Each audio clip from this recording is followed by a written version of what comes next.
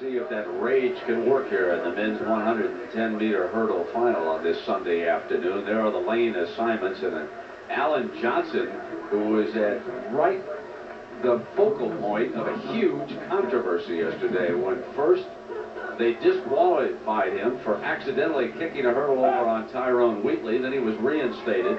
And here is another great story in this final. The two-time Olympic champion Roger Kingdom, who many folks thought his career was all over because of an assortment of injuries now as they get ready here. Brent, Roger Kingdom says he has to win this championship to be back on top. Alan Johnson used his rage to run 13 flat, wind-aided yesterday. Only Kingdom, Colin Jackson, Ronaldo Nehemiah have ever run faster. False start and then take it back. Well, we were a little bit critical in the sprint races for saying that they should have called some races back that they did not call back. And part of the whole problem with the hurdle controversy yesterday was that the athletes seemed to have been forgotten in all that. They were literally warming up, stopping, warming up again.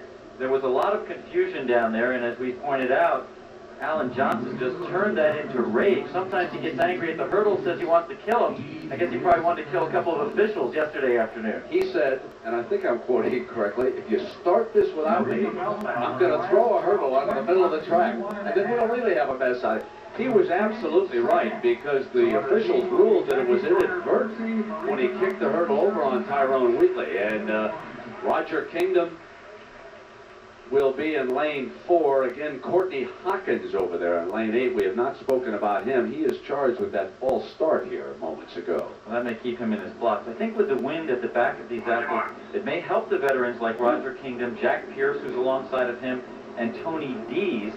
They are probably more used to making the adjustments necessary when you have a strong wind at your back. So again, Alan Johnson is in lane 3, Roger Kingdom in 4, Jack Pierce in 5, and Dees is in 6.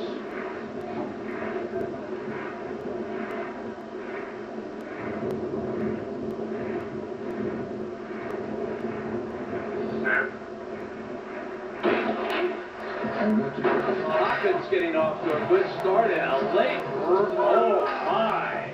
Oh my! I think Courtney Hawkins were over the first hurdle, and Hawkins may have been DQ'd on that, but that certainly was a late gun. Yeah, they're saying it's lane 8, and it was Courtney Hawkins. You could see that he broke out on top, but for a moment I thought it was a legal start.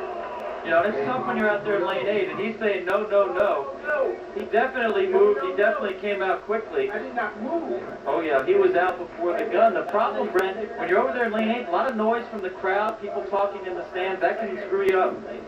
Carol, you had a pretty good vantage point on that. What did you think about this? I think he was gone. In fact, it went. My eyes blew open, and I was like, oh, my goodness, he might have got away with a flyer. But when we saw on the replay again, you saw that Courtney Hawkins left early, and he is disqualified. Oh, we can hear him down there.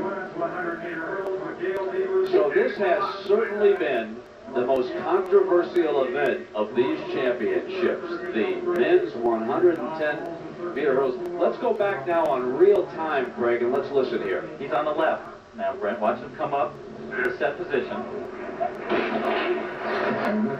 Hawkins getting off to a good start and a late. Well, you know, in the real time, it looks a little bit closer. It may be that he went right with the gun. That then becomes a judgment call for the official.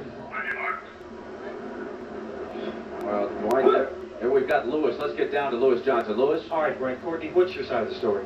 I did not move. I don't know what. I mean, the first one, yes, I moved on the first one. The second one, I didn't move until Terry moved. All right, we'll have to watch the race. We're sorry about the difficulty. All right. Yeah, I really, the last time we looked at the replay, found myself agreeing with Courtney Hawkins. I thought he had timed it absolutely perfectly, but they're the officials. They saw it differently, so be it. We've got 7 men now. Remember, Alan Johnson in lane 3 and Kingdom in 4. Over lane 1, Harrington jumped out that time. There was no question about that. Brent, this is incredible. You know, there's a lot of solidarity among hurdlers. They feel sometimes they're forgotten in the sport of track and field. Yesterday they were all together. Today they've got to be totally upset by what's going on here. One false start after another. problems getting the race going. Imagine how difficult it is to keep your concentration in these circumstances. Well, you know, one of the things that's an issue here with me is the fact that they changed starters. When we were over at Stuttgart, I saw the same guy with the gun poised. And I would think if you're an athlete, you want consistency coming through the prelims, the semifinals, and the finals. You're either going to have a fast start, you're going to have a slow start. But let's not change it as we continue along our way. I've seen them do it both ways. I think it is very hard on the fellas. Carol, do I have a point on that? I've never been down in the blocks. You have. That's definitely true. And what happens, too, is the athletes sit behind and they listen to the heats before them so they can get an idea of how the start is going to start. They keep changing. They get very confused. And this is slowing down the race. It's very cold out here. This is not good at all. So let's go back on the lane assignments. There we are, 7 competitors. Tony Dees and 6, Jack Pierce, Kingdom, and Johnson we've been focusing on, and this is tough. Again, this has to favor the veterans who should be better at regrouping and reconcentrating, getting back into their race plan.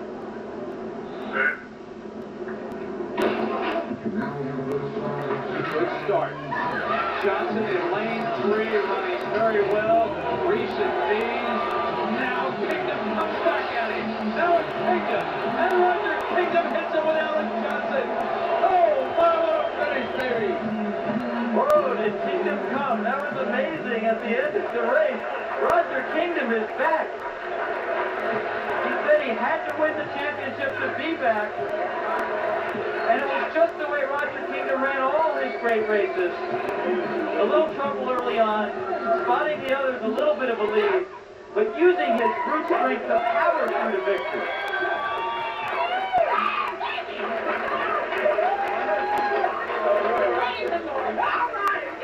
Brent, just think back, 1984 Olympic champion, 1988 Olympic champion, crippling knee injuries, reconstructive surgery. They said he was finished. He couldn't get into a race.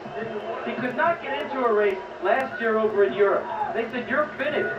Roger Kingdom went to Europe, won some early races, hit some early hurdles here, but overcame all of that as Alan Johnson hit the 10th hurdle, and that was just enough for Kingdom to come through. That was a wonderful replay there with our director Bill Webb and producer Tim Belton as they hit it almost simultaneously. You can see Kingdom leaning in and his foot on the line. A wonderful performance for Roger Kingdom. They said he was finished. He has proven otherwise, and we will continue.